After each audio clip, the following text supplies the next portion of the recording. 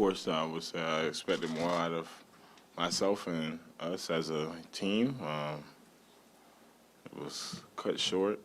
We didn't make the playoffs. That was obviously one of our goals that we didn't make. So that just tells how our season went. A lot of ups and downs. Uh, Saw a lot of good things, but just a lot of things just didn't go well. Yeah. Obviously, there are built-in challenges making the adjustment to the NBA in anybody's first year from school, from college. Is it almost more tough, or are there just different challenges in year two coming back with teams preparing for you differently and making that adjustment, I guess, to the league's adjustment to you? I wouldn't say there's nothing super major. Just depends on how you take the game. Every team's going to play you differently. Everything. That's just how the NBA is. Teams are going to play you differently each and every single game. Everybody got different defensive principles. But I would say I'm adjusting pretty well. Just got to keep figuring out the game, how it goes. From a skills point of view, what are you really going to focus on this summer? Are you going to adapt or change the way you train for the summer? What would you like to have different in your game for this time? I guess once the time goes. Really just keep working on everything.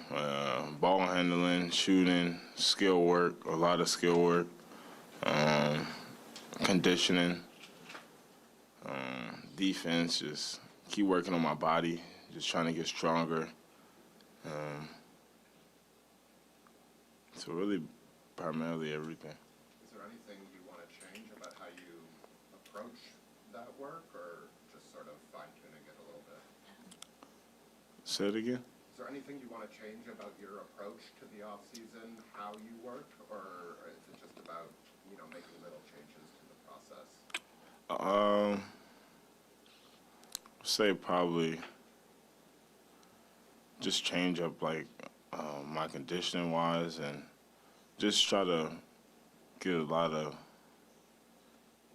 conditioning in. I feel like I think I probably need a different level of conditioning for the way I want to play. I feel like I play very hard on the defensive end, so I feel like it'll take a different level of conditioning that I really just probably really work on this summer.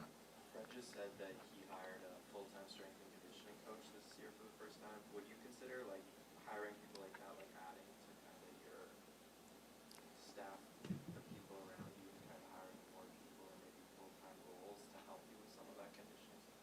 I feel like that's something that you can really consider, someone that can just be around you all the time, so you could be able to be more focused on what you really want to work on, someone that's with you all the time, so he'll be able to figure you out what you really need to work on, find what you're not so good at body-wise, and be able to change things so you can just develop at it. So I feel like that's something that you could consider. Is there anything, or how do you think your conditioning impacted your play this season? I wouldn't say it really. I wouldn't say it impacted it super, but I get tired at times where I'm picking up full court the way I play. I do a lot of. I feel like where it all for me, it really starts on the defensive end. So me picking up full court, making a lot of rotations and things that I do on the floor. I feel like it's just going for me to take another step defensively. I feel like it'll just take a different level of conditioning. I work really hard on the defensive end, so I feel like I just gonna take another step from that. Scottie, I feel like just coming off of Rookie of the Year to this year, there's just been a ton of pressure put on you, whether that's social or whoever. But do you use that as a motivation? I feel like there's probably going to even be a higher expectation of you even coming into next season. How can you handle that? Do you use that as motivation in the off season? I don't really feel the pressure, but I think I put a lot of pressure on myself. I don't really look for it in socials and other people. I feel like my highest expectation is for myself. Um, so I feel like I put a lot of thinking into what I really want to become and what I really want to be. And I feel like that's how I really look at the things and how I see myself as a player. I know how I want to get better, and I just want to constantly keep trying to develop in each and every single way where I just want to constantly get better, and I want to make it to the top of the league and be one of those better players in the league. So it's just going to take a different level of a mindset, of work. So those are things that you just got to put into. I put a lot of pressure on myself to get better, but I don't really look at the outside noise, as you could say. The team had a tough night at the free throw line last night, and some news is being made today about DeRozan's daughter screaming. Did you notice that at all? For sure. It's quiet in the gym. She was yelling, trying to figure out who it was. I was just heard somebody screaming. I was like, "Who is that?" I'm like, "Okay," but I don't know if it really had an effect. It went 18 for 36, so it had to have an effect somewhere. She did a great job. Scottie, Nick is the only head coach that you've had as an NBA player. There's some uncertainty about his future, at least some speculation about it. Would you be disappointed if he wasn't around next year? I love Nick. He allows us to play freely. Gives us that freedom to be able to, if we want to drive to the basket, go to the basket, post up. He loves when we post up and things like that. He gives us a lot of freedom out there on the floor. I love Nick. I guess we'll see what happens. Scottie, when you talk about your conditioning, was there a point this season that it hit you that this is something that really needs to be addressed? Oh no, I feel like I'm in pretty good condition, but I just want to take it to another level, with my training. So that's the reason why I said that. But I don't think it hit me at all. I always play with a lot of energy when I'm out there on the floor. Try to stay locked in. So that's something I really just focused on. You mentioned different defensive principles for every team. Was there one this year that you thought was particularly intriguing or challenging that you saw?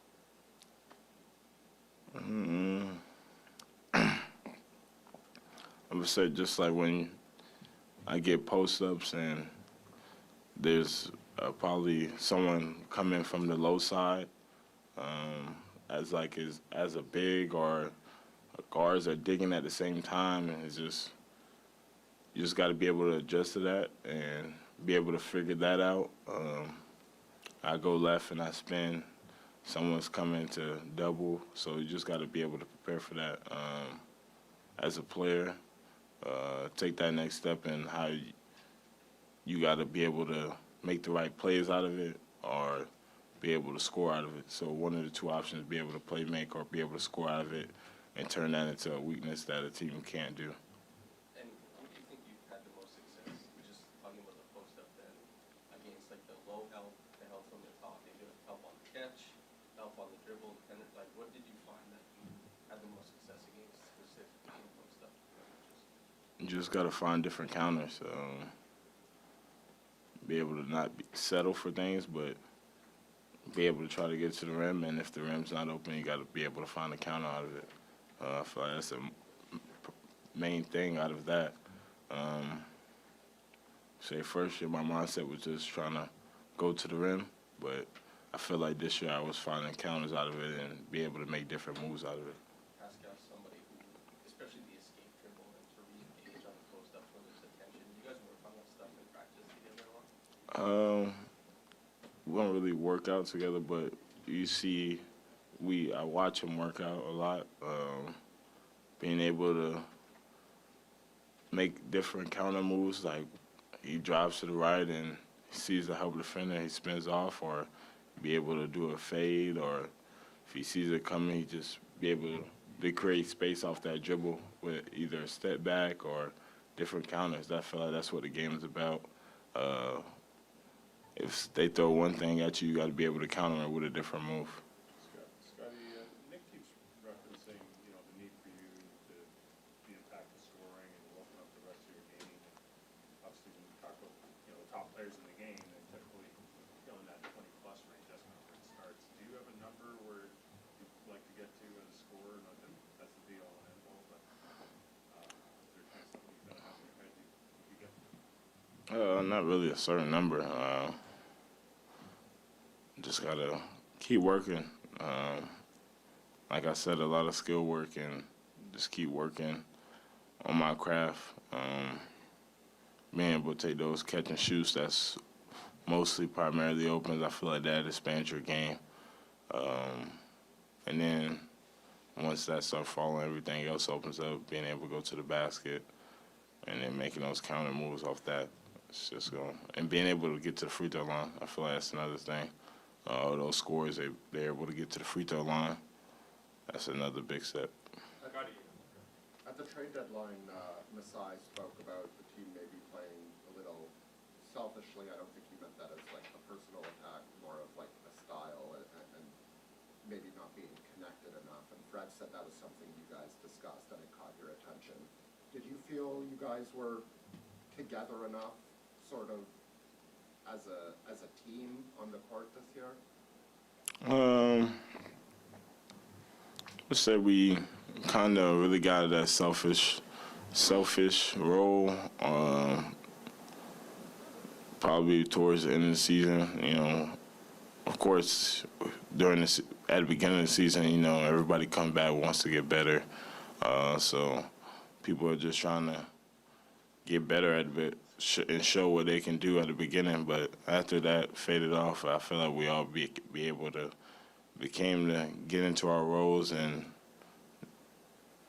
play winning basketball. Scottie, you've played with a number of teams over the past 5 years or so. Obviously, you went to a number of high schools, then you went to Florida State, and you've come here. Sort of, how do you grapple with the end of the season, where you don't know what next year could look like, just from a personnel standpoint? Guys could be going in and out. And how do you grapple with the personal relationships that you've developed over this year, and not really knowing who's going to be here next year? I don't really know.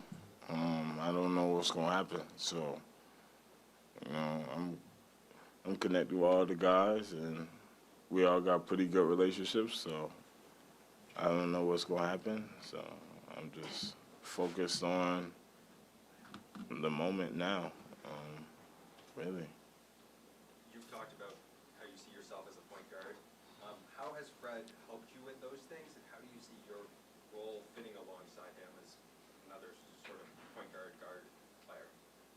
I say I like playing with Fred. Fred, he's able to control the team when we're all out there on the floor with him.